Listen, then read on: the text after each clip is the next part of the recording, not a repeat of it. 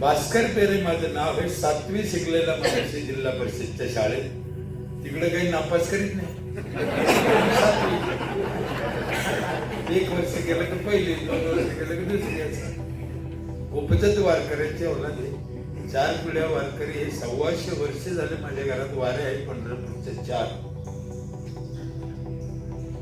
आजोबा पंजोबा वारकरी म्हणून आम्ही वारकरी. शेतकऱ्याच्या घरात जन्माला आलो. माझ्या वाट्याला 5 एकर जमीन आली होती. तशी पहिले 50-60 एकर असेल आजोबाला, पण आमच्याकडे येईपर्यंत मला 5 एकर आली. आणि 5 वेळेस निवडणुका लढवलो मी. 25 वर्षे, 5 पंचवार्षिक. दर पंचवार्षिकला 1 एकर, दर पंचवार्षिकला 1 एकर, 5 एकर गेली. आता बाबा होऊन बसले, गावगाव फिरते, चालू आहे. परमेश्वराची काय इच्छा आहे आपल्याला कळत नाही. त्याचं काय मनात आहे आपल्याला माहित नाही. त्यामुळे नाराज व्हायचं काही कारण नाही. आता घरी काही नाही, उद्योग नाही, धंदा नाही, काही घेणं नाही. देवाचे उपकार म्हणतो मी, त्याने मला हे लक्षात ठेवलं. सोपं नाही करणं, बी सोपं नाही. मिळायला करणं पाहिजे, सोपं नाही ना. देवाचे आणखीन एक उपकार आहे, मला मुलगा पण नाही. किती भारी. कुठे गेला रे, कशाला चाललंय, काही विचारायला कोण नाही ना. 2 दिवस राहिले काय, 4 दिवस राहिले काय टेन्शन नाही. मुली आहेत, त्यांचे लग्न झाले, ज्याचे त्याचे घरी आहे. एका मुलीने शेजारीच नवरा केला आणि तिच्या मनाने केला. मला म्हणे पप्पा हे पोरग मला आवडतं. म्हणलं पटेव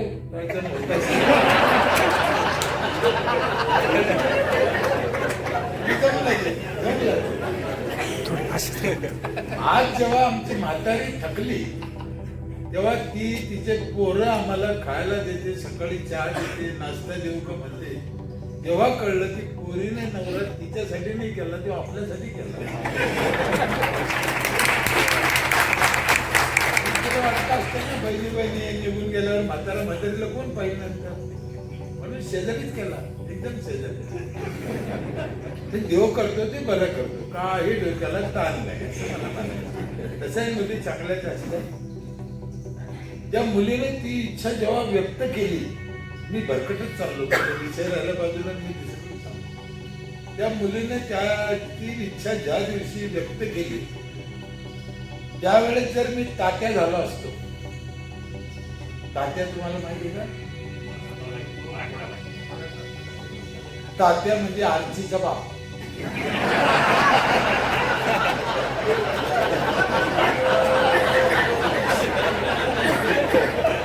आज उपाशी मेला असतो.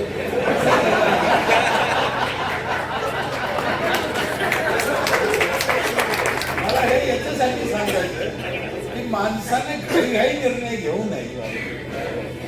समय तुमच्यासाठी काही चांगला घेऊन येतो, शुभ संदेश असतो, त्याला शांततेने विचार केला पाहिजे. माणूस एकदम उठतो तसं आरबळल्यासारखा काहीतरी विचार करून काही निर्णय घेतो, भविष्यात त्याची सजा भोगावं लागते.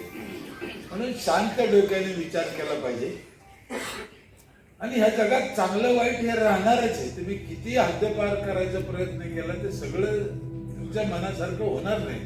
जगाच्या मनासारखं आपण व्हायचं आणि आपलं सुख भोगायचं. 25 वर्ष त्या गावाने मला संधी दिली काम करायची. त्या 25 वर्षात माझ्या 2 गोष्टी लक्षात आल्या काम करताना. प्रामुख्याने पहिली गोष्ट लक्षात आली, आपलं आयुष्य कमी होणार नाही. भारत स्वतंत्र झाला तेव्हा माणूस सरासरी 100 वर्ष जगत होता. आता किती जगतो? असाच म्हणजे 40 वर्ष आपलं गेलं. याला जिम्मेदार कोण आहे? दोष कोणाचा आहे? याला सुधारायला काय करायला पाहिजे? आणि दुसरी गोष्ट म्हणजे देश राज्य कर्ज वाढत चाललं. बघा, एका बाजूने कर्ज वाढत चाललं आणि दुसऱ्या बाजूने आयुष्य कमी होत चाललं. म्हणजे आपण नक्की काय कमवलं? स्वातंत्र्य मिळाल्यावर आपलं नक्की काय कमवलं आणि याला कोण दोषी आहे? याला कोण बदलेल? आता ते सरकारच्या हातचं पण नाही राहिलं. सरकार पण समाज ब्लॅकमेल करतो आमदार खासदाराला, त्यांच्या हातात नाही राहील.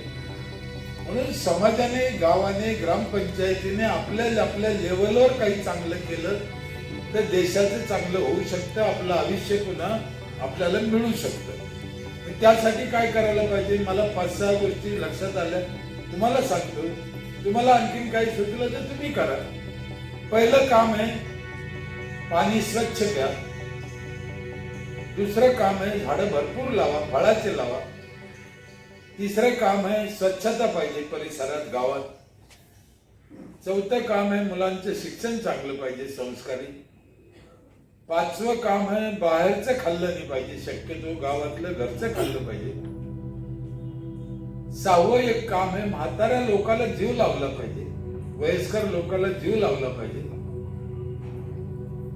7वं एक काम आहे मला कळलेलं, ते जरा अवघड आहे, तुम्ही करतात का नाही मला शंका आहे. पहिले जरा सोपे करताना असं वाटतं. 7वं तुम्ही काय करणार नाही त्याच्यामुळे सांगू पण नको, मला शंका आहे. सांगू करतात ते 7वं काम असे दुसऱ्यावर जळायचं.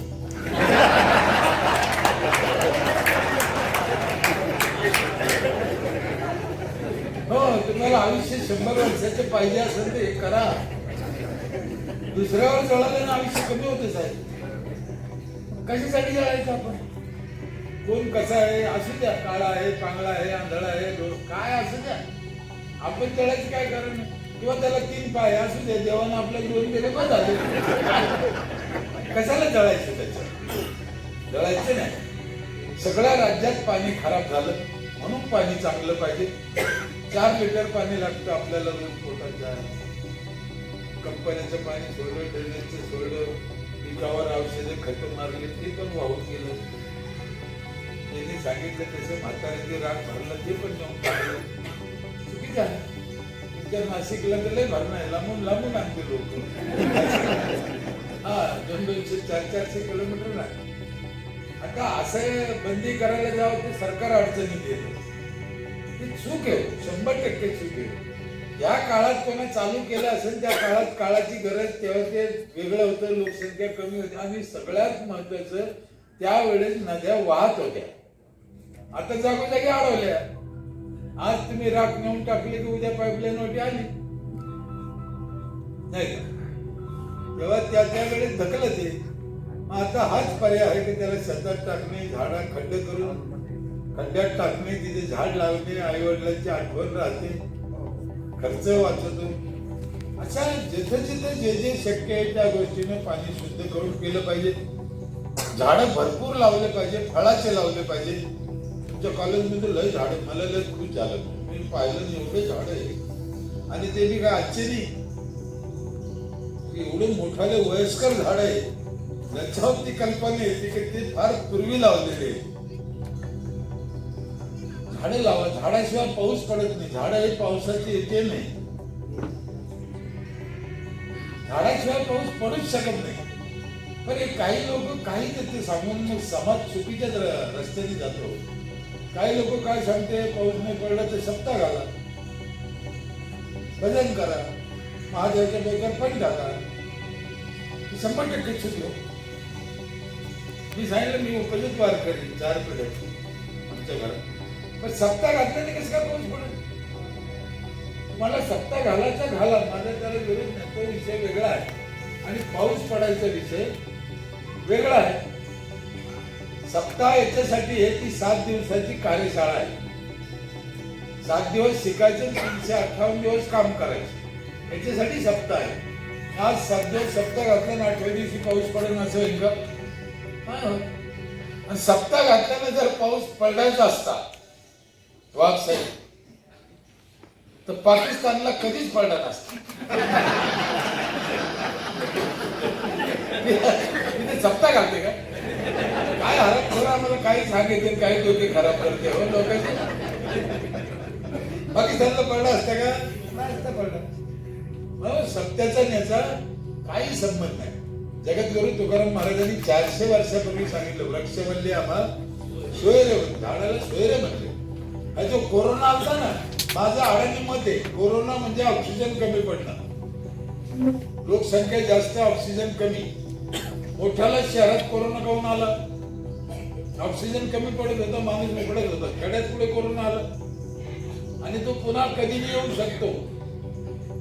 तुम्ही बघा, एखाद्या यात्रेमध्ये तुमचा मोबाईल लागत नाही, कारण टावर एक, मोबाईल अनेक.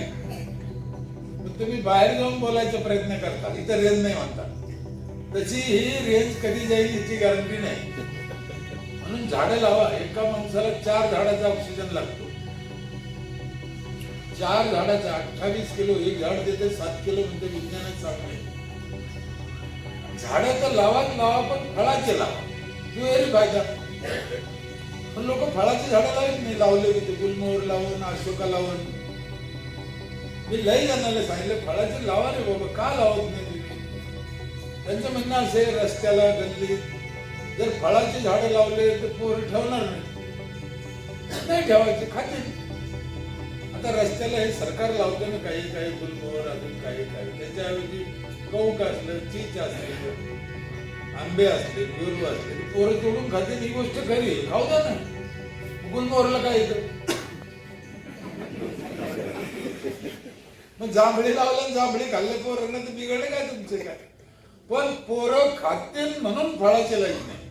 एवढा माणूस हलकट झाला. कसं 100 वर्ष जगन. मी एका गावात म्हणलो होतो, इतका जर तुम्हाला पोरायचा राग आहे,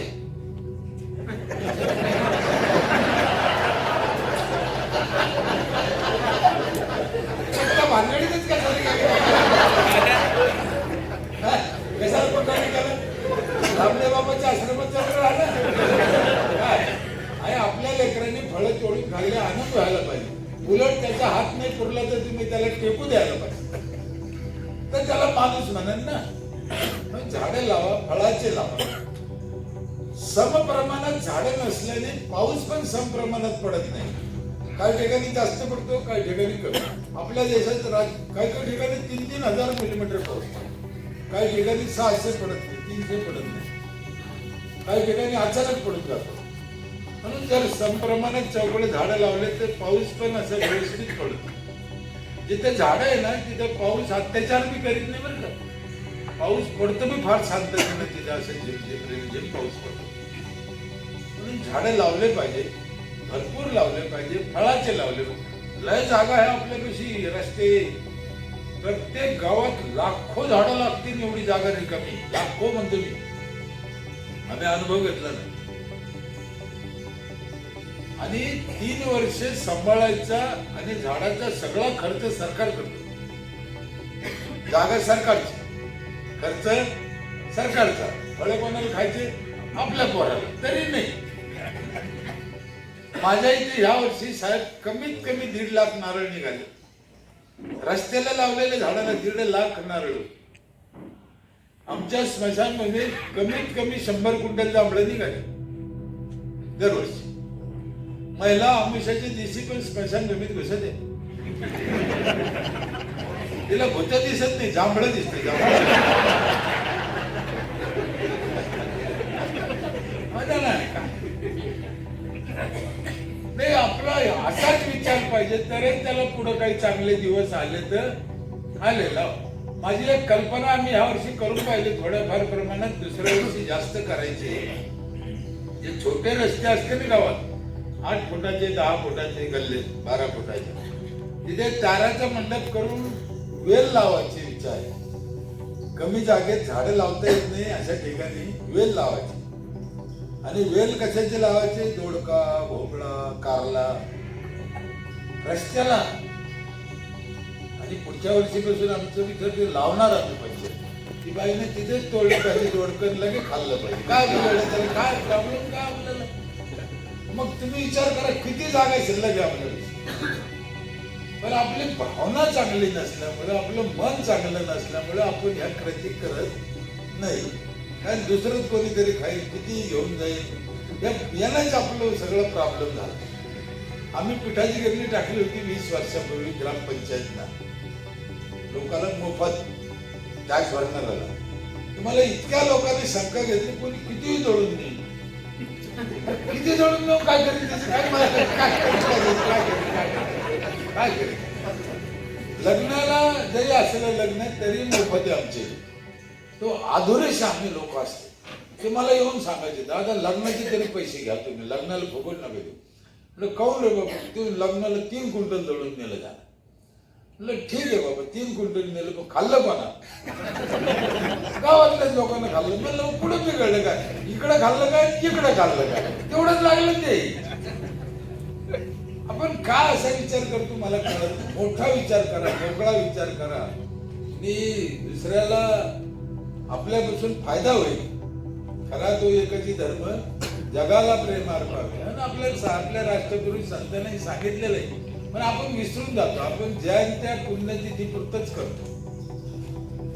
म्हणून ही जी व्याख्यानमाला चालते ना, हिचा हेतू बी तोच आहे की इथून समाजाला काहीतरी गेलं पाहिजे, काहीतरी गेलं पाहिजे. महिन्याला का होईना, एक प्रकारे जसे एकादशी असते पंढरपूरच्या एकादशी वाऱ्या, त्याच पद्धतीचा हा विकासाची वारी आहे. दर महिन्याला इथं भरल्या जाते. इथून काही ना काही संदेश, याला एकादशीचा जन्म त्याच्यातूनच झालेला आहे साहेब. ही संत मंडळी मांदेआळी एकत्र यायची.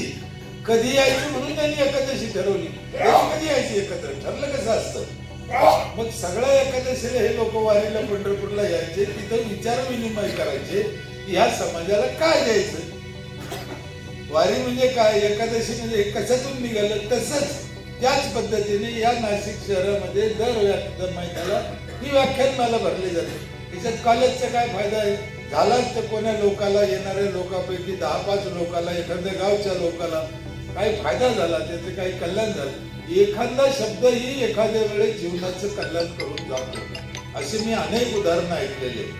मी न पाहिलेले लोक, मला 2 महिलांनी फोन करून सांगितलं, दादा आम्हाला आत्महत्या करायच्या होत्या म्हणजे, पण आम्ही आता कॅन्सल केलं. तुमचं ऐकून आम्ही आता ठरवलं म्हणजे रडायचं नाही, लढायचं. होऊ शकतं. काय माझी त्यांची ओळख नाही, माझं त्यांचं काही घेणं नाही, माझं त्यांचा काही संबंध नाही. पण मी म्हणलं ना, कुणाला काय मिळू शकतं कशातून काही सांगता येत नाही. घेणाऱ्याचं पात्र जर त्या पद्धतीचं असलं तर काहीही कल्याण होऊ शकतं. म्हणून एखादं वाक्य बी एखाद्याला काम येऊ शकतं. झाडं भरपूर लावा, मुलांचं शिक्षण चांगलं करा. ज्या पद्धतीने ही संस्था करते, अच्छा त्यातल्या त्यात मुलीसाठी तुम्ही एक सेपरेट काढलं, गावाकडे काढलं, मला लय आनंद झाला. खेड्यात मुली शिकवत नाही, मुलं शिकत नाहीत, मुलीला शिकून देत नाही, असे बाईकडे विचित्र आहे. कोणतेही शिकत नाही, मुलीला शिकून देत नाही. मी तर लय वेळेस बोललो, अवघड शब्द आहे जरा. का तुम्ही मुलीवर शंका खाते मला कळतच नाही. शिकू द्या ना. मी तर इतकं बोललो, काय काही खेड्यात पळून गेले ते जाऊ द्या, पण शिकून द्या. मला कोणत्या भाषेत सांगायचं आहे. का तुम्ही घाबरता, काय केलं काय कळत. आणि ती सध्या गुरुजीकडे जाते, शाळेत जाते म्हणजे गुरुजनांकडे जाते. इथं तिला भीती नाही. इथं तिचं जीवन सुखी आहे, चांगलं आहे, तिला जाऊ द्या. आज खेड्यामध्ये बाईला 200 ते 250 रुपये हजेरी कामाला 8 तासाची. आणि ग्रामसेवक असेल, शिक्षिका असेल, बँकेतली महिला असेल, 1,500-2,000 रुपये रोज. मला राग नाही त्याचा, पण त्या नोकरी करणाऱ्या महिलाला 2,000 रुपये हजेरी का आहे. तिच्या बापाने तिला शिकवलं म्हणून आहे, नाही तर तिला कसं मिळालं असतं. मग आम्ही जर नाही शिकवलं तर आमची पोरगी आयुष्यभर 200-250 रुपये रोजानेच मरत नाही. मी असा शब्द वापरला, आता तुम्ही काढून घेता हे तुमच्या हातात आहे, ठीक आहे काढा. पण ज्या दिवशी ती 200 रुपये रोजाने जाईल पुढं लग्न झाल्यावर, तेव्हा तिला काय झडप्लस सुरक्षा राहते का. आता तुम्ही घाबरता, मग तेव्हा काय. मग त्यापेक्षा आताच शिकून द्यायला दिला. कशाला काळे वगैरे विचार डोक्यात आणून तिचं नुकसान करता आयुष्याचं. मुलीला शिकून दिलं. पूर्वीच्या काळात ठीक अडचणी होत्या, पण आपल्या राष्ट्रपुरुषांनी महिलांसाठी हे चांगलं केलं. शिक्षण झालं, आरक्षण झालं, कामात सहभाग झाला. त्यामुळे महिला सध्या 2च लोक इमानदारीने काम करते आपल्या देशात. एक मिलिटरीतला जवान, दुसरे खेड्यातली बाई, बाकी सब पार्टी हराली. खेड्यातली बाई 16 तास काम करते साहेब, 16 तास. पण शिक्षण चांगलं पाहिजे, संस्कारी पाहिजे. तुमचं एक मी आज ऐकलं, कृषी खात्यात पोरासाठी जो विभाग आहे अनेक, त्यांना प्रॅक्टिकल शिक्षण दिलं जातं, फळाचं, पिकाचं, धान्याचं. हे मला खूप आवडलं. काय करायचं, कसं करायचं.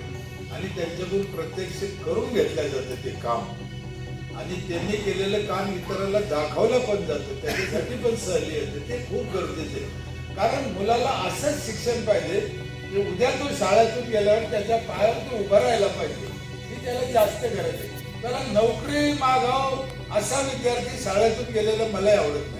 तो इथून जाऊन त्याच्या पायावर उभा राहील, धंदा करील, काहीतरी करील, कशाचं ज्यूस बनवून विकेल, काहीतरी करील आणि 2 पैसे तो मिळून चांगला जगू शकतो. असं शिक्षण त्याला हे खूपच चांगलं आहे, खूपच चांगलं आहे. मी बरेच उदाहरणं पाहिलं. आमच्या इथं पण एक पोरगा आहे, सहजनवाडी शाळेत जात होता, तो फर्निचर शिकला करायचं. आज करोडपती उद्योगपती झाला तो फर्निचरवर. आणि तेव्हा त्याला सगळे हसत होते की तो फर्निचर शिकायचं, त्या शाळेत जाऊन 1 रुपया रोजाने, त्याला हसत होते. आज आमच्या सगळ्यात टॉपचा पोरगा आहे आणि सगळ्यात म्हणजे तेवढा हुशार नव्हतं पण शिकत होतो. आम्ही सगळे हुशार वाशीच गेलो आहे. म्हणून काम केलं पाहिजे, कामात देव पाहायला पाहिजे. बाहेरचं खायचं नाही. बाहेरच्या मसाल्यामध्ये फार भेसळ येते. गोड तेल चांगलं नाही बाहेरचं. असे कारखाने साहेब, छटाक धान्य नाही पण तेल डब्याने बाहेर निघतं. हे सत्य आहे. हे सरकारला पण माहिती आहे. किती वेळेस कारखाने धरले. आत्ता मुंबईत धरलाय, महिना नसेल झाला, टीव्हीवर दाखवत होते. कोणतंच धान्य नाही, तेल किती वेळ निघत होतं. तुळजापूरला पकडला. तसंच आमचा मसाला लई चांगला हे सांगायचे कोटी कोटी रुपये घेतोय टीव्हीवर जाहिरात. मसाल्यात काय असेल असं म्हणते. मसाल्यामध्ये घोड्याची लीप घालून येते म्हणते. आता खायची तर खा. पहिल्या मंडळाला माझे हात जोडून विनंती आहे, तिला लवकर कुकू पुसायचे, तिनं बाहेरचे मसाले खायचे. हा ना, माणसं मरून काऊन राहिले लवकर. एक गोष्ट नाही ना, अनेक कारण आहे. त्याच्यातलं हे एकच कारण आहे असं नाही, अनेक. म्हाताऱ्या लोकांना जीव लावा, अतिशय महत्वाचा विषय. त्यांचा खर्च जास्त नसतो. त्यांना गोड बोला, 2 टाइमची भाकर द्या, त्यांचं आयुष्य वाढतं. तुम्ही अनुभवाने सांगतो. म्हणून म्हाताऱ्या लोकांना जीव लावा. आणि शेवटचं एक सांगितलं, दुसऱ्यावर जळायचं. तुम्ही कमवा, तुम्ही मोठं व्हा, काय प्रॉब्लेम नाही मोठं व्हायला. आम्हाला सांगितलं, जोडून या धन उत्तम यावाय. चांगल्या मार्गाने धन कमवा, चांगल्या मार्गाने खर्चा. दुसऱ्यावर जळायची काय गरज? काय करताय? काही गरज नाही. माझ्या इथे 38 म्हाताऱ्याला आम्ही जेवण देतो रोज ग्रामपंचायत मध्ये. हे काही जी आर आहे का? आम्हाला कोणी सांगितलं का? गावातल्या 38 गोरगरीब म्हातारे, ज्यांना कोण नाही, मुलं बाळ नाही, म्हातारे वयस्कर, अहो त्यांचे गालवर आले, असे खुश आहे म्हातारे. तो नुसते जेवणाला नाही आले, त्यांच्या डोक्यावरचा भार गेला. तेव्हा आता आम्हाला काय फिकीर नाही, पंचायत आहे आम्हाला, एवढा हाय या समानेच ते खुश आहे. साहेब कुठंच नाही मारायचं. 38 म्हाताऱ्याला ग्रामपंचायत जेवण देते रोज. द्यायला काय अडचण काय? ग्रामपंचायत ही अशी एक गोष्ट आहे की ती काहीही करू शकते. पण आमच्या सरपंचाला ती कळली नाही. आमच्या सरपंचाने कधी विचार केला नाही. त्यातले त्यात निळू फुले भाऊन सरपंच म्हणजे असा आराम बोल.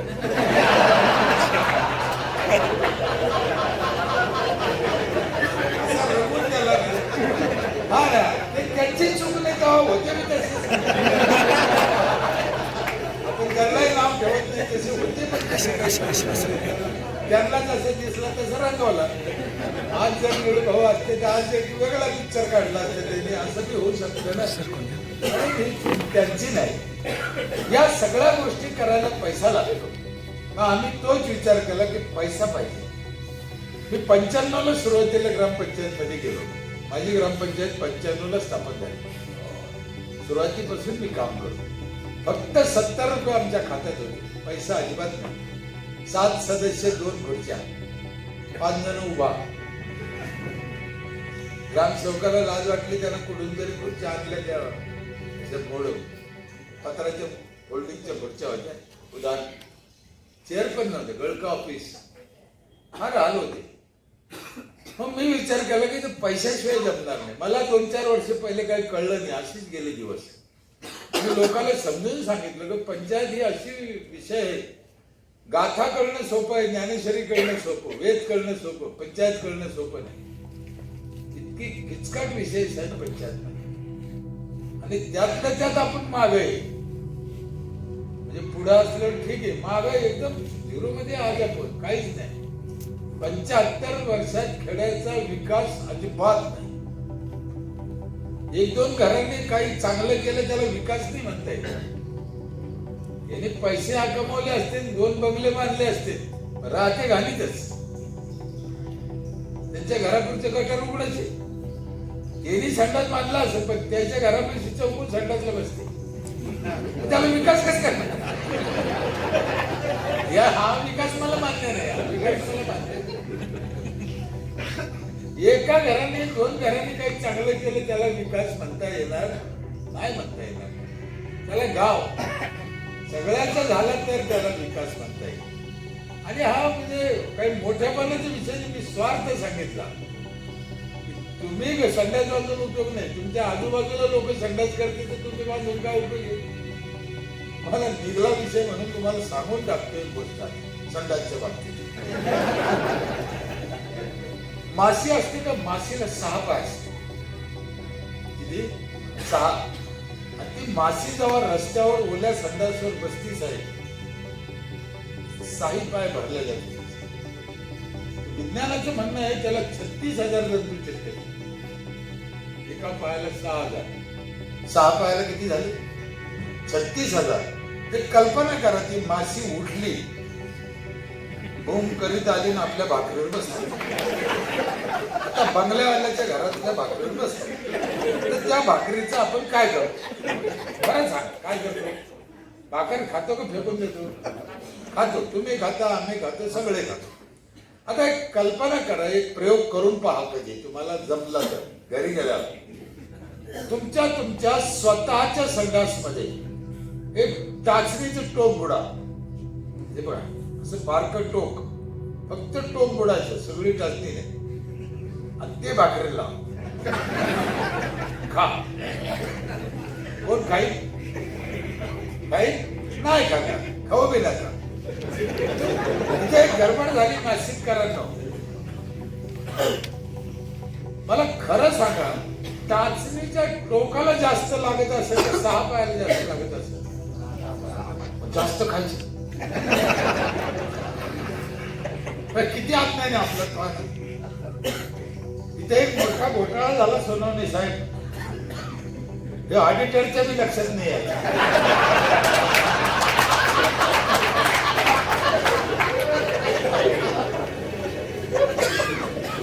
सुईच्या टोकानं लावलं ते आपलं स्वतःच होतं, ते आपण खात नाही.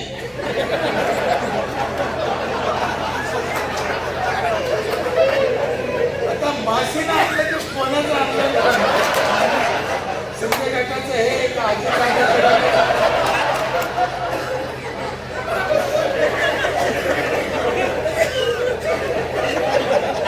कोणाचं खातं?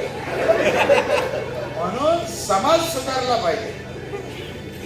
ही यांची जी भावना होती ना वाघ साहेबांची, समाज सुधारला पाहिजे. हे संत लोक आहे, यांना खरं ज्ञान होतं की जग कसं चालतंय, कशाने चाललं पाहिजे, कशाने काय होतं. आपलं कसं आहे, दुसरा सुधारलाच नाही पाहिजे. नाही सुधारला पाहिजे तर काय, दुसरा सुधारल्याचा नाही सुधारल्याचा फरक फायदा बघा तुम्ही काय. म्हणून दुसऱ्याला मदत करा. जग आपल्या बरोबर चांगलं झालं पाहिजे. म्हातारे जीव लावा. मी तुम्हाला सांगितलं त्याच्यातच खरं मजा आहे. 38 म्हाताऱ्याला आम्ही जेवण देतो ते पण सांगितलं. माझे गाव तेव्हा हगलदारी मुक्त झालं 25 वर्षापूर्वी. मग मी लोकांना समजून सांगितलं की बाबा रे, टॅक्स भरल्याशिवाय आपल्या ग्रामपंचायत विकास होणार नाही. तुम्हाला आता 15वी ताय गेली, 14वी ताय गेली, त्यावेळेस पैसा नव्हता, अजिबात पैसा नव्हता त्यावेळेस. काही देतच नव्हते सरकार. काही तुम्हाला स्कीम करायची तर त्याला पैसे होते, पण डायरेक्ट ग्रामपंचायतला पैसे नव्हते. आता चालू झालं. मग आम्ही वर्षाचा खर्च किती, कुटुंब किती, या हिशोबाने टॅक्स लावला. थोडं थोडं वाढत गेलो. आजच्या घडीला माझा सरासरी टॅक्स आहे 5,000 रुपये एका. नीट ऐका सर, गणित मॅनेजमेंट हे महत्वाचं आहे. माझ्या गावचं 800 कुटुंब आहे, 5,000 रुपये पर कुटुंब. साधारण ॲव्हरेज 40 लाख माझे जमा होते दरवर्षी. 40 लाख. 32 लाख माझा खर्च आहे. 8 लाख मला नफा आहे दरवर्षी. सरकार देतं मला 40 लाख ते वेगळे दरवर्षी देतं सरकाराला, काय अडचण नाही. आणि प्रत्येक गोष्टीला स्कीम पण आहे, ते वेगळे. मला 3-4 कोटी पुरस्कार मिळाले आतापर्यंत, ते वेगळे. कुठं पैशाची कमी आहे? 5,000 आम्ही घेतो, पण सुविधा काय देतो लोकांना हे पण महत्वाचं. आणि ग्रामपंचायतीने घेतलेला टॅक्स हा सरकारला जात नसतो. सरकार त्याच्यातून घेत नाही, लोकांना हे माहितीच नाही कोणाला. तो पैसा ग्रामपंचायतीने गावासाठी खर्चायचा, गावासाठी द्यायचा नाही. मग आपला पैसा आपल्यासाठी खर्चाचा, द्यायला काय हरकत आहे. पण दिलेला पैसा कुठं जातोय माहित नसल्यामुळे लोक पैसे देत नाही. माझ्या गावात 4 प्रकारचं पाणी आहे. जुन्या भांड्याचा नळ वेगळा, जायकवाडी धरणावरून आणलेला एक नळ आहे तो वेगळा. ते पाणी 3ऱ्या मजल्यावर जातं आमचं, जायकवाडी धरणाचं बगर मोटरचं. एवढा फोर्स आहे. बाईनं खाली नाही यायचं, पाण्यानं वर जायचं. 3रं पाणी 20 लिटरचं एक जार एका घराला रोज मोफत. कशाचेच पैसे लागत नाही. 5,000 भरला सगळे पाणी मोफत. एक जार केवढ्याला येतो? साधारण 20 लिटरचा कमीत कमी 15 रुपये. 15 पकडा ना. वर्षाचे महिन्याची 500, वर्षाची 6,000. आम्ही घेतले किती? बाकीचे 2 नळ फुकट. आणि 4था नळ आहे माझ्या इथे. सकाळी 5 ते 8 संपूर्ण गावाला आंघोळीला गरम पाणी येतं सोलरवर टाकून. चुलीवर तापायचं नाही. गॅस नको, शेगडी नको, लाकडे नको, काय नको. नळाला ऐकते गरम पाणी. नवरा म्हणला मला आंघोळ करायची, बाई त्या नळाकडे बोट करते, तू करशील ते कर, नाही तर मला. पण आमच्या मराठवाड्यात काय पद्धत आहे साहेब, नुसतं तापून द्यायचं नाही. जिथे आंघोळीची जागा आहे राजाला घेऊन जायचं. कसं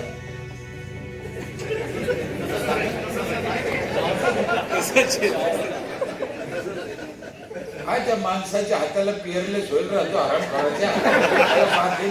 अहो 5% आयुष्य बाहेरचं पाणी तापायचं चाललं. हो ना.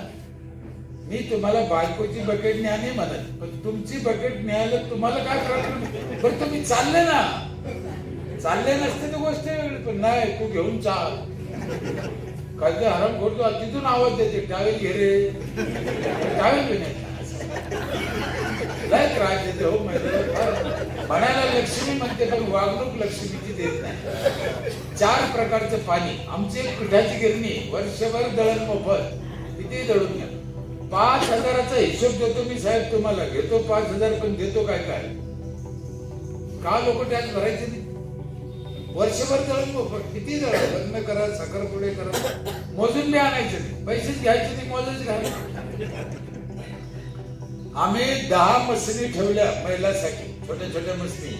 दाईच्या दाई मसनी मोफत. मसनी कशाच्या? शेवाय करा, पापड करा, बटाटा चिवडा करा, बटाटा चिप्स करा, सगळ्या प्रकारच्या डाळी करा, धने पावडर करा, मिरची पावडर करा, हळद पावडर करा, उसाचा रस काढा, गोड तेल करून द्या. टोटल मसनी मोफत. तुमच्या मटेरियल आणा, मसनी आमची फुकट करून द्या. आमचा हेतू हा आहे की त्याला शुद्ध खायला मिळेल, 2 रुपये वाचून घेऊ. आपला हेतू काय? आर्थिक नियोजन झालं पाहिजे आणि आयुष्य वाढलं पाहिजे ना. म्हणून या दोन्ही गोष्टी मोफत आहे. झाला उसाचा रस पण काढून देतो आम्ही. मोटरसायकल 4 व्हीलर मध्ये हवा पण भरून देतो आमची ग्रामपंचायत. बाजारातल्या उसाच्या रसात पण भेसळ आहे. आपल्या लक्षात येत नाही ते. उसात भेसळ नाही, पण बर्फ कोण्या पाण्याचं आहे आपल्याला थोडी माहिती. आपणच सांगतो टाक टाक. म्हणून आम्ही काय केलं, घरच्या घरी 2 उस आणा, 4 उस, एवढा रस काढून द्या, सगळं घर प्या, घरी थंड करा, प्या. असा ग्रामपंचायतीने अनेक गोष्टी. संपूर्ण गावच्या महिलाला वर्षभर सॅनिटरी नॅपकिन फ्री. 5,000चा हिशोब संपला नाही. संपूर्ण गावाला वायफाय फ्री. सगळ्या मोबाईलला वायफाय फ्री, 1 रुपया लागेल. काय पाहिजे? कचरा लोकांच्या घरून आणतो आम्ही, दर घरी जाऊन. आमचं ट्रॅक्टर, आमचं माणूस जातो, कचरा आम्ही आणतो, त्याचं खत करतो आम्ही. प्लास्टिक वेगळं घेतो. कचरा ठेवायला बकेट दिला ते आमच्याच, प्लास्टिक ठेवायला पिशव्या दिल्या ते आमच्याच. मग त्या माणसाला डोकं लावायचं नाही. त्याचं घरातला कचरा लटकून ठेवायचा, तिथं दारी आमचे लोक जाऊन ठेवून कुठं फेकायचं नाही. फेकलं तर लफडं झालं. सार्वजनिक कुंडी नाही, काय नाही. आमचे ट्रॅक्टर, आमचे माणसं आणून खत करतो. फक्त लोकांना वेगळं द्या म्हणतो प्लास्टिक, तरी लोक ऐकत नाही. मिक्स करते, खाली फेकते, गल्लीत फेकते. बोललं तर लफडं झालं असं, त्यांचेच दोन बोलणे आहेत. मग आता 2 वर्षांनी काय केलं साहेबांनी, घरातलं जुनं प्लास्टिक जी बाई बाजूला ठेवते, तिच्याकडून 15 रुपये किलोनं कलेक्ट करतो. 1 तुकडा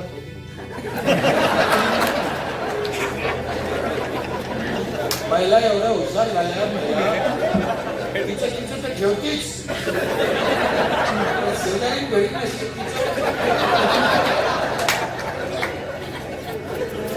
हा समाज आहे ना असाच. याच्याकडून करून घेता आलं पाहिजे, करून घेता आलं. आणि हे तुमच्या आमच्या सगळ्याची जिम्मेदारी. काय प्लास्टिक वाढलं जगामध्ये, समुद्रामध्ये रस्ते बंद होऊन राहिले साहेब, एवढं प्लास्टिक आहे. म्हणजे जगाला चिंता पडली त्याची. म्हणून ग्रामविकास ही काळाची गरज आहे. खेड्यात बघा, कोबीवर किती औषध मारायचं कोणालाच माहित नाही हो. 1 ग्राम मारायचं तिथे 10 ग्राम मारलं जातं साहेब. आणि ती कोबी वांगी तुम्हाला खायची. तुम्ही म्हणून आम्हाला काय घेणं शेतकऱ्याची, खा मग, मरा लवकर. म्हणून शेतकरी सुधारला पाहिजे, त्याचं कल्याण झालं पाहिजे, तो हुशार झाला पाहिजे, नव्हे त्याला हुशार केलं पाहिजे. तुम्ही त्याला सगळे लुटायला बसले आणि त्याला लुटल्यानं तो तर गेलाच, पण आपण मी संपत चाललो. लक्षात ठेवा, उपजत पोराला कॅन्सर, कशाचे लक्ष नाही. वाईट वाटून देऊ नका. आईचं दूध जर खराब निघू राहिलं म्हणलं, जगात चांगलं राहिलं काय आता? आणि हे सगळं तुम्ही आम्ही केलेलं पाप आहे. म्हणून अजूनही शेतकऱ्याच्या हिताच्या योजना राबवा आणि शेतकऱ्याला प्रशिक्षण द्या चांगलं, तरच हा देशाचं काही कल्याण होईल. झालं तर झालं, नाहीतर मागच्या 75 वर्षात 40 वर्ष आयुष्य कमी झालं होतं. अजून सुधारलो नाही. पुढच्या 75 वर्षात 60तलं 40 गेलं, अधिकार आहे 20. आपल्या पंतप्रधानाचं काय म्हणणं आहे माहितीये का? पोरीचं लग्न 21व्या वर्षी करा. आता 20 मेल्यावर 21 21व्या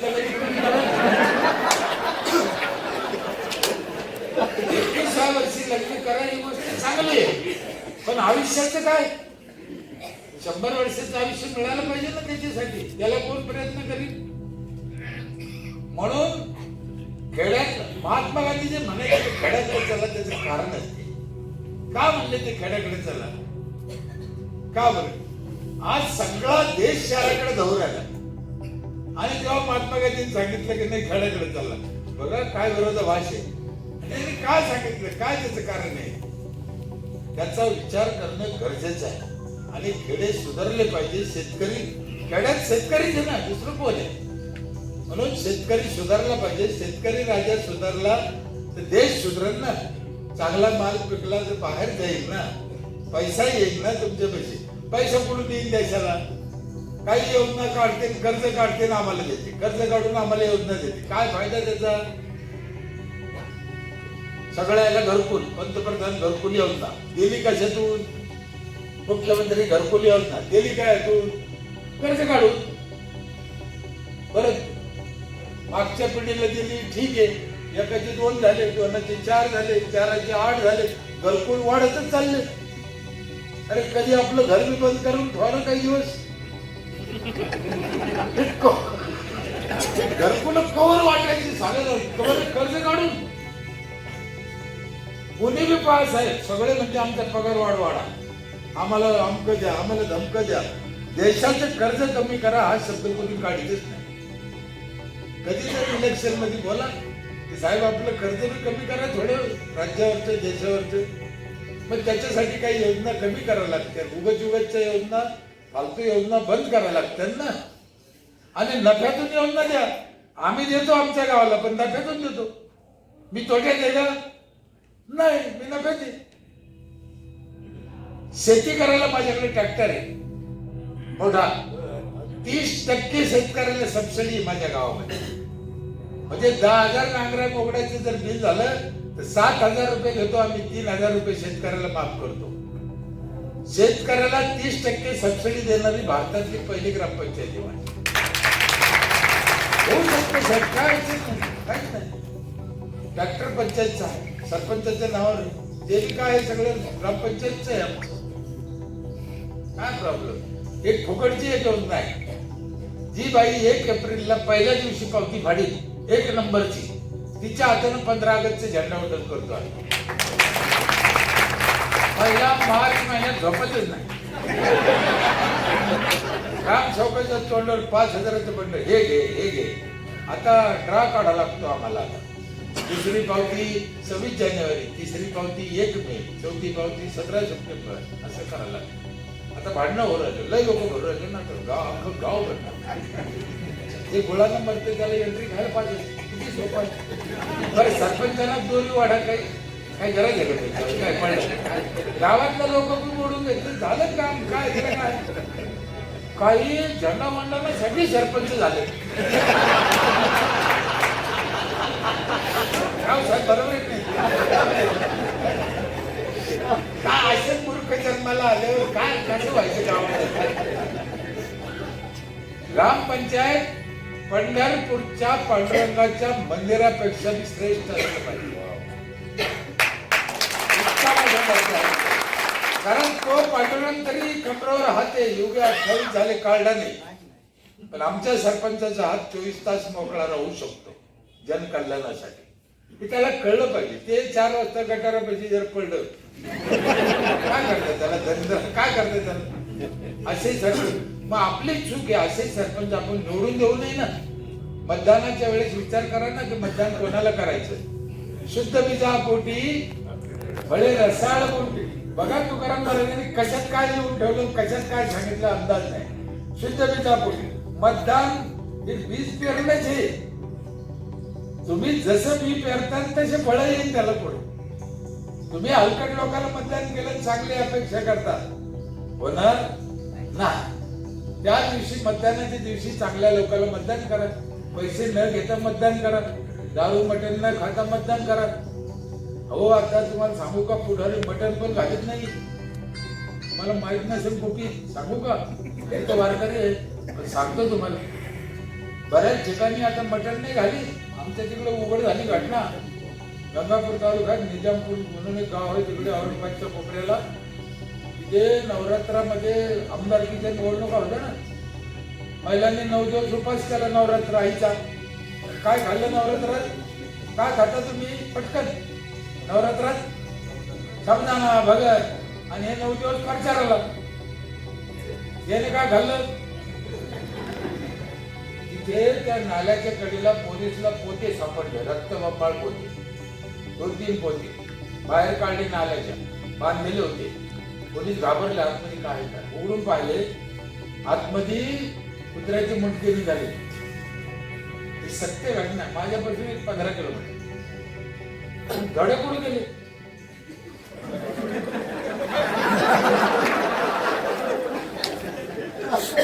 प्रचारात. म्हणून म्हणलं आता पुढारी मी कटाळले, कुठे बोगडे. म्हणजे तुम्ही साबुदाणा खाल्ला, यांनी कुत्रे खाल्ले. लक्ष्मीनारायणाचा जोडा. आता एखादी बाई म्हणत असेल अशी भानगड आहे का, म्हणून 2-4 वर्षांनी माझा नवरा पिसळणी करतो. कुत्रे खाल्लेले पिसळणी नाही कारण त्याचं का माणसाने वागत नाही, फिरवायची घेतो. म्हणून प्रचाराच्या काळात नवऱ्याला घरात कोंडा. जाऊ नको, काय तू मोठेपणे करू नको. काय हरामखोर लोक माग 12 मतदान हे 20 मतदान हे करीत पैसे लुटायसाठी करते. चुकीच्या प्रथा पाडल्या. पुढाऱ्याला कोटीनं रुपये लागू राहिले निवडणुकीला, तो पुढे चांगल्या मार्गाने विकास कसा करेल हो? म्हणजे एका बाजूने देशाचं वाटोळं नाही उरलं, सगळ्या बाजूने देशाचं वाटोळं उरलं.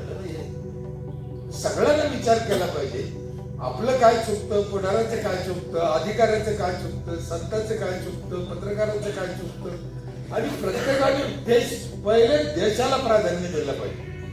की मी मुस्लिम आहे, मी मराठा आहे, मी दलित आहे, मला असेल, हे सगळे नाटक आहे. मला हे गोष्टच मान्य नाही साहेब.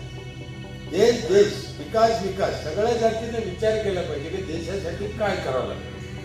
मी एक दिवस बोललो होतो, पुन्हा तुम्हाला मी सांगतो, हे ऐकायला विचित्र वाटत असेल, कोणाला वाटत असेल मुस्लिमाला का कदाचित काही दिवसानं भारतावर मुस्लिम राज्य करेल, आणि राज्य करीने काय करेल, राज्य करून राज्य केल्याने सुखी होईल. मुस्लिमाचा राजा असल्याने जर राज्य सुखी झाले असते मुस्लिम, तर पाकिस्तान सुखी नसता झाला. उपाशी मरून राहिला, खायला नाही तिथे.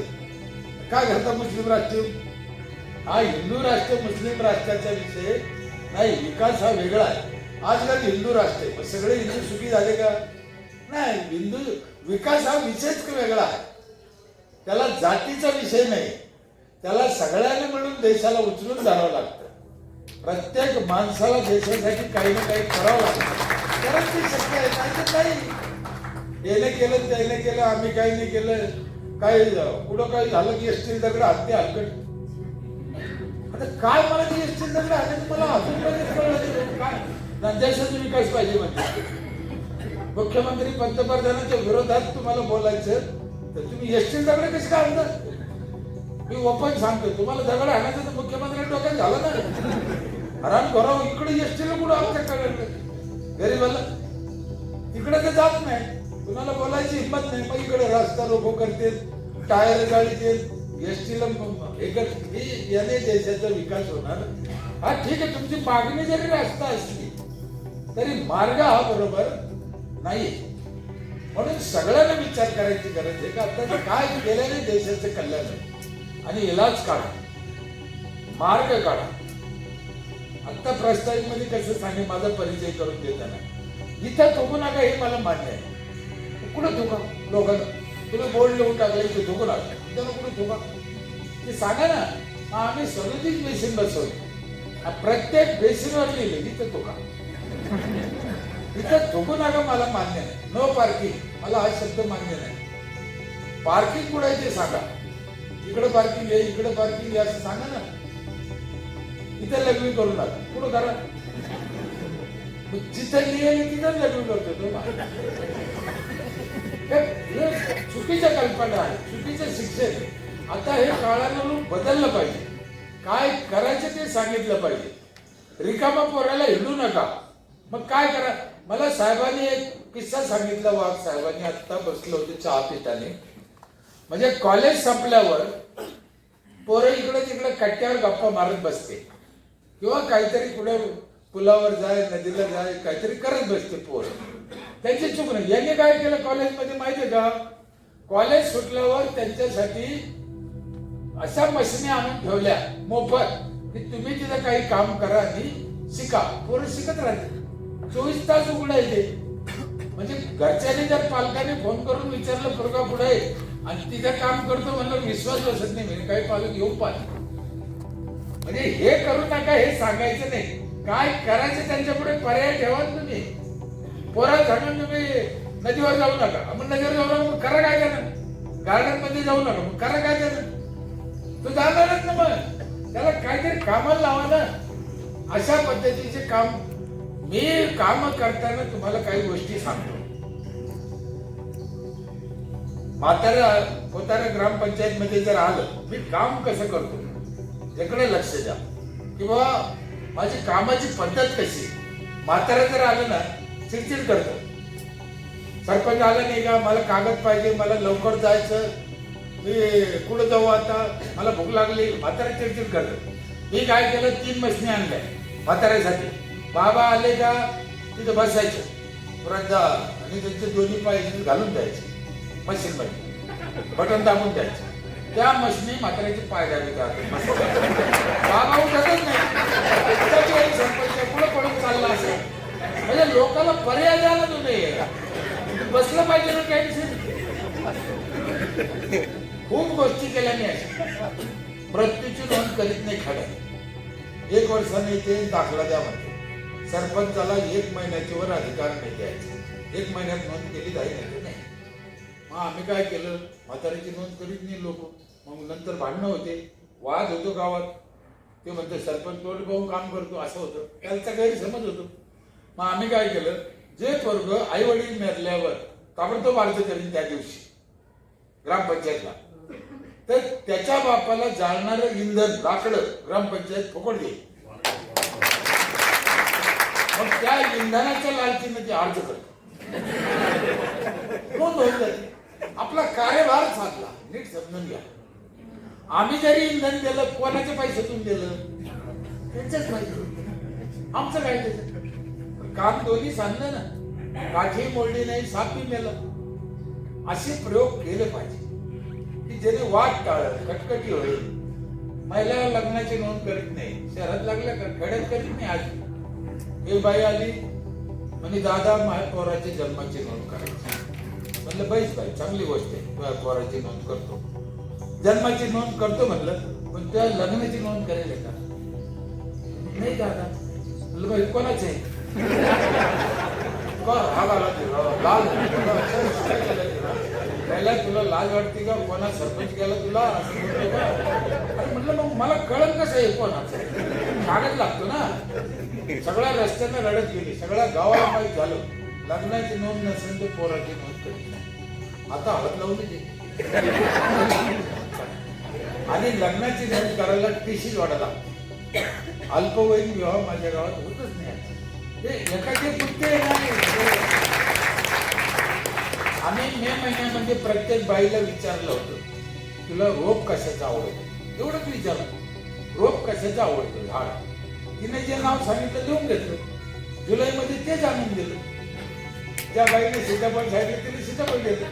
तुम्ही लिंबुनी सांगितली लिंबुनी दिली. पेरू सांगितलं पेरू दिलं. लावणी म्हणलं तिला, तुला आवडत म्हणजे काय केलं असेल तिने? लावलं. तिला जर म्हणलं सरकारी योजना आहे, मला म्हणजे सरकारी योजना आहे, तिच्या आवडीचं रोप द्यायचं. एकदा वट सावित्री पौर्णिमेला वड लावून घेतली होती बायाकडून. वट सावित्री पौर्णिमा असते ना, ग्रामसेवकाला म्हणलं जा वडा. ग्रामसेवक म्हणे साहेब वड तुला गावात लाईत असते का? तुम्ही असं काय करू राहिले? वडाला लई जागा लागते. म्हणलं आपल्याला लावायचे नाही, महिलाला भेट द्यायची. तरी महिला लावणार नाही म्हणे. म्हणलं कोणी सांगितलं तुम्हाला लावणार नाही? लावू का नाही लावू, आपल्याला त्यांना भेट द्यायची. ही सत्य घटना आहे बरं, नीट ऐका. महिला हो, शांत डोकं ठेवून ऐका. आणले त्याने ग्रामसेवकाने. त्याला नर्सरीत 70 रोप मिळाली. किती घेऊन आलं? मला म्हणजे 70 आहे ना. लहान ग्रामपंचायतच्या पुढे ठेवले. दुसऱ्या दिवशी वट सावित्री पौर्णिमा होती. माझ्याकडे लाऊडस्पीकर आहे दौंडी द्यायला. 18 लाऊडस्पीकर आहे. एका ठिकाणी बोललं का दर घरी ऐकू जात. शिपायाला दौंडी घेऊन दिली. म्हणलं वाच ही दौंडी सगळ्याला ऐकू गेली पाहिजे. दौंडी काय होती? उद्या वट सावित्री पौर्णिमा आहे, त्याच्यासाठी ग्रामपंचायतीने वडाचे रोप आणले. ज्या महिलेला वडाचे रोप पाहिजे असेल तिने वड घेऊन जा आणि वड मोफत दे. वट सावित्री पौर्णिमेला दौंडीत बरं का, इथं नाही खरं सांगून नाही, दौंडीतलं सांगू. वट सावित्री पौर्णिमेला वडाची पूजा करणं लय पुण्याचं काम आहे. काय? वट सावित्री पौर्णिमेला वडाची पूजा करणं लय पुण्याचं काम आहे. पण आपले वड पूजा दुसऱ्याचे वड पूजू नका.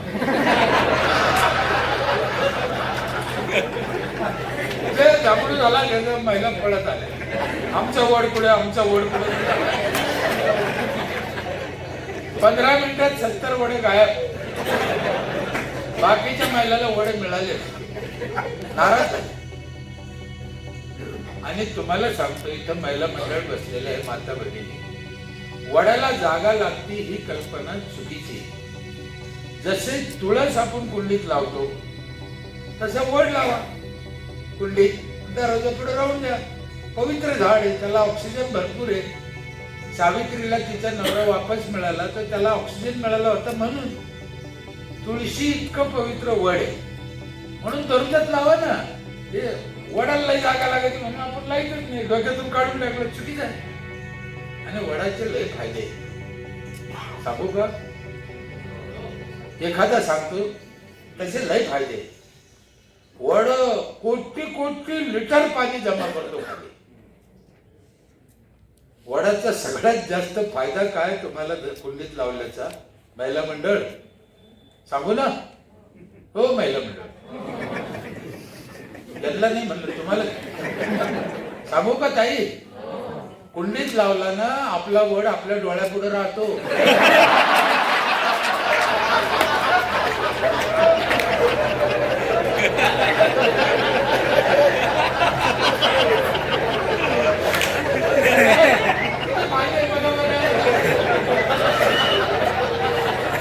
तिकडे वड्याला जर लावला ना त्याला लय पारुंब्या फुटत.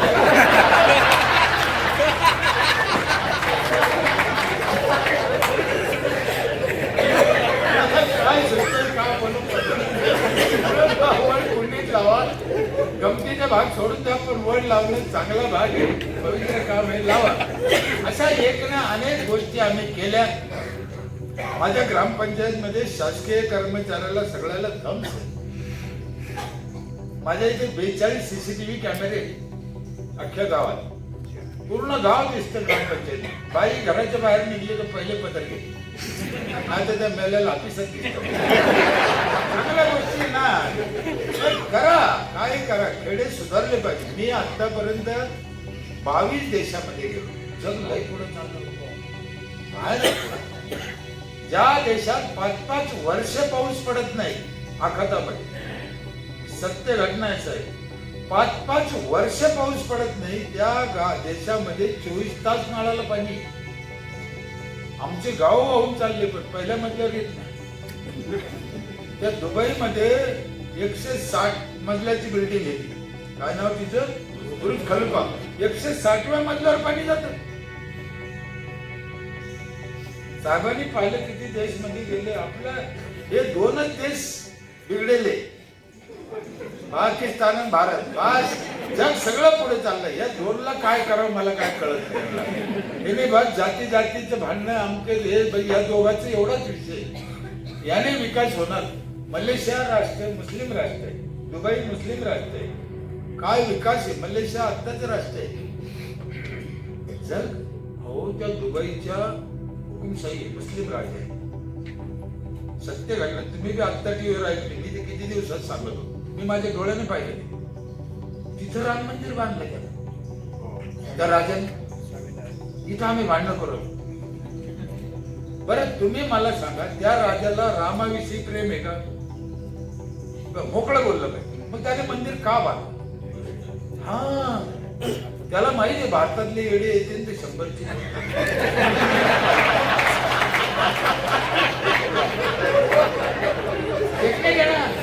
पर्यटन आहे ना, मग आम्ही का भांडतो इथं? आम्हाला का कळत नाही ह्या गोष्टी? आम्ही का गोडी गोडीनं गुलाबीनं राहत नाही?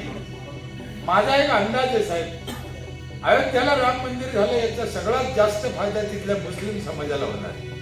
तुम्ही सर्वे करा, कारण धंदेवाईक जे आहे तेच आहे, सगळे तेच आहे. मग का विरोध करायचा? फायदा होता. उगा आम्ही अमुक म्हणून विरोध करायचा याला काही अर्थ? म्हणून जिथे जिथे ज्या गोष्टी चांगल्या आहेत, ज्या समाजाच्या हिताच्या आहेत, त्याला प्रत्येकाने सपोर्ट केला पाहिजे. आता उगाच येड्यावरती राहून चालणार नाही. काँग्रेस असेल, भाजप असेल, राष्ट्रवादी, हे बस आलं इतके दिवस पाहिलं आम्ही.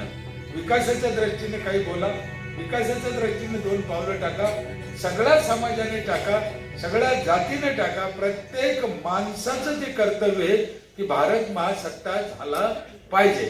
आणि भारत महासत्ता झाला पाहिजे त्याच्यासाठी जे जे करावं लागेल, ज्या ज्या क्षेत्रातून जे करावं लागेल, त्यातलाच आजचा हा भाग आहे व्याख्यानमालेचा. हे बी तेच भाग आहे की या दिवशी 1 महिन्यातून का होईना 1 दिवस चांगले विचार मांडले जातील, चांगले चांगले लोक येतील, काही ना काही शिकवतील. 10 लोक येतील तर 10तून 2 लोक तर चांगलं सांगतील. सांगणाऱ्यापैकी 8 नाही सांगितलं तरी येणाऱ्या 100 पैकी 2 लोक तर चांगलं करतील. देशप्रेम वाढेल, देशासाठी चांगलं होईल. काही उद्योगपती तयार होतील, काही शिक्षण प्रेमी तयार होतील, काही राजकारणी चांगले तयार होतील.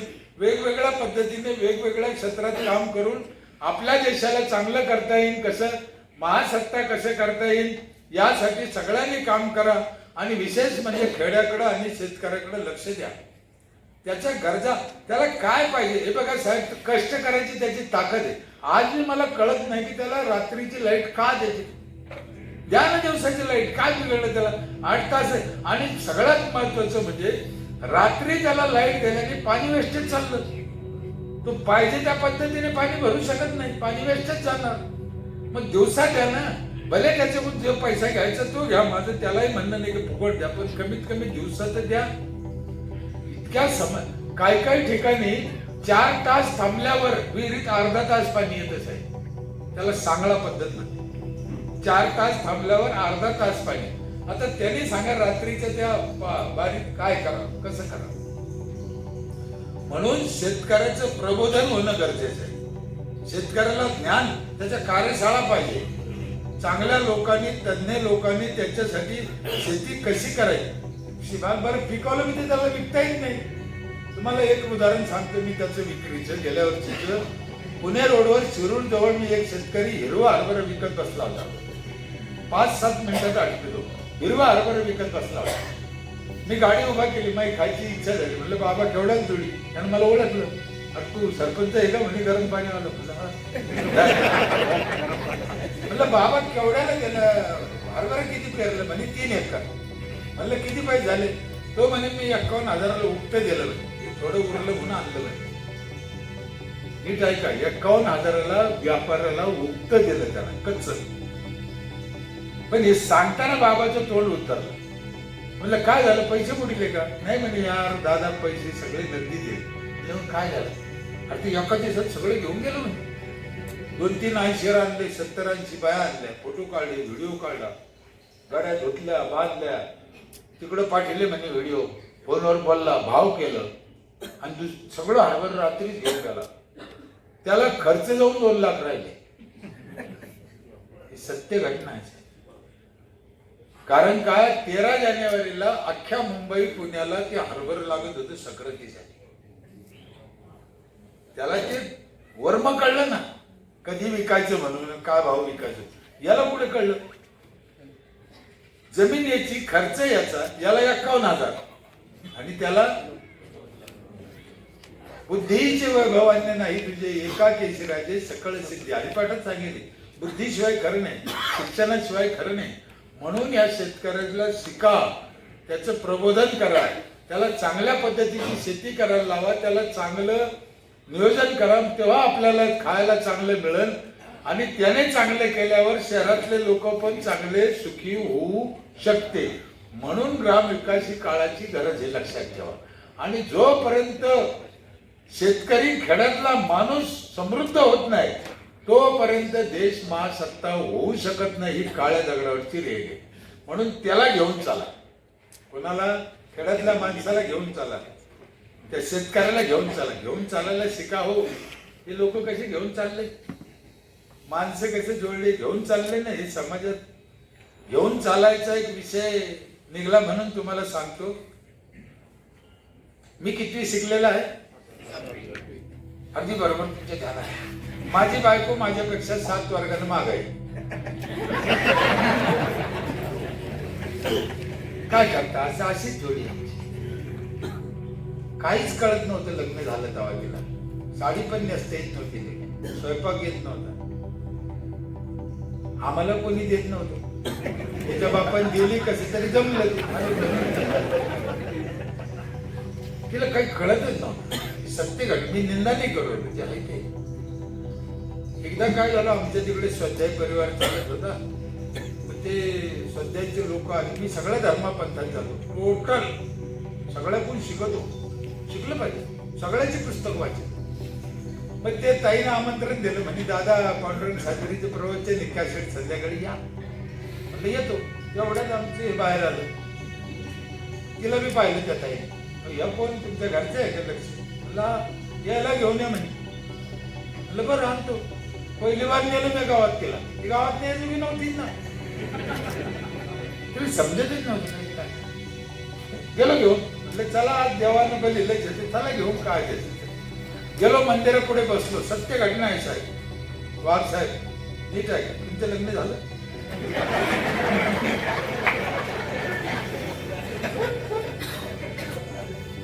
तिथे कार्यक्रमाला थोडा उशीर होतो. पण ते आयोजक म्हणे आपण एक खेळ खेळू कर्मलोकीचा. खेळा. काय खेळ आहे ते म्हणजे जोडी जोडीचे खेळ. अरे बापरे, आता तर भरलीच आपली जोडी जोडीचे खेळ. एक तर पहिली बार आणायची नाही, आणली खेळ जोडी जोडीचा. मला तर घामच पडला. तिथं नाही म्हणता येईल ना. मी इथे सगळं नाही खेळ खेळत कस का म्हणून. सरपंच मी काय करायचं. बरं म्हणलं ताई आम्हाला खेळ शिकवा कसा आहे. तर सत्य आहे ताई. मग त्या ताईनं मला ते खेळ सगळ्याला शिकवला. 16 जोडे होतो, 16. तो खेळ असा होता, नीट आहे का, लक्ष्म्या ह्या बाजूने बसल्या, नारायण ह्या बाजूने बसले. 16. लक्ष्मी म्हणजे महिला, नारायण म्हणजे पुरुष. त्या लक्ष्मीच्या कानात जाऊन एक प्रश्न विचारत होते ते आयोजक आणि उत्तर द्यायचं कानात, कोणाला माहित नाही. तोच प्रश्न तिच्या नवऱ्याला विचारायचा, नारायणला. तोच त्यानं उत्तर द्यायचं. सेम उत्तर आलं तर मार्क, वेगळं उत्तर आलं तर मार्क नाही. असा तो खेळ. म्हणजे उदाहरणार्थ बाईला प्रश्न विचारला, आपल्या देशाचे पंतप्रधान कोण, तिने सांगितलं राहुल गांधी. तोच प्रश्न जाऊन तिच्या नवऱ्याला विचारला, आपल्या देशाचे पंतप्रधान कोण, यांनी सांगितलं नरेंद्र मोदी. तो उत्तर चुकलं, काहीच मार्क नाही. आणि दोघांना सांगितलं लालू प्रसाद यादव. 10 पैकी 10.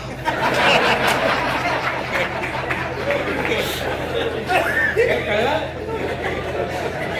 असा सोपा खेळ. अरे बापरे म्हटलं असा खेळ. सगळ्या महिलाला प्रश्न विचारले. माझ्या बायकोवर बारी आली, तिला मी विचारलं. त्याला काय विचारलं मला माहित नाही, देऊन घेतो तिथे. मग जो प्रश्न तिला विचारला होता तोच प्रश्न येऊन मला विचारला. माझ्यावर बारी आलं. मला विचारलेला प्रश्न असा होता, तुमच्या पहिल्या मुलीची जन्मतारीख काय.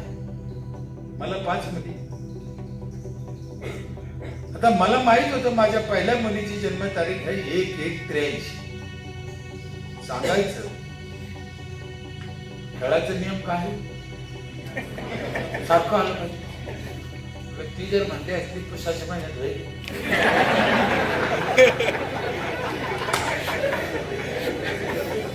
नाही का, समाज व्हायचं ना. किंवा ती म्हणली सक्रातीच्या आधी 15 दिवसात झालं, होऊ शकत.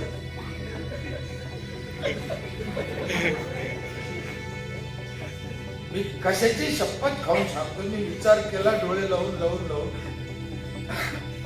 आणि मी उत्तर देऊन टाकलं. म्हणलं मला काय माहित नाही. 10 पैकी 10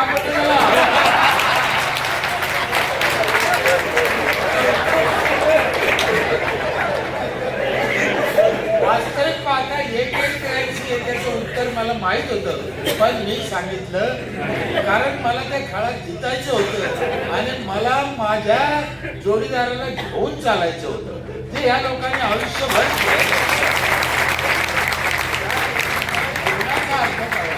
तुमच्यापाशी किती पैसा आहे महत्वाचं नाही, तुम्ही किती शिकलेले महत्वाचं नाही, तुम्ही कोणत्या पदावर आहे महत्वाचं नाही, मग तुम्हाला किती जणांना घेऊन चालता येतं.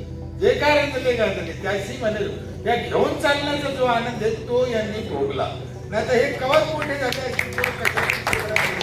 पण तो आनंद यांना मिळू शकत नाही. साहेब काल आमच्या तिकडे मला निंदा करायची नाही, पण एक संस्थेवाले फरार झाले. फरार पोलिसाच्या धाकात. काय करता पैसा कमवून. सगळ्या महाराष्ट्रात त्यांच्या नावाचे बोर्ड आहे. गरुड झेप. एवढी गरुड झेप घेतली तर किती पडून गेले लांब पता. आपल्याला निंदा नाही करायची. कशासाठी आहे असं.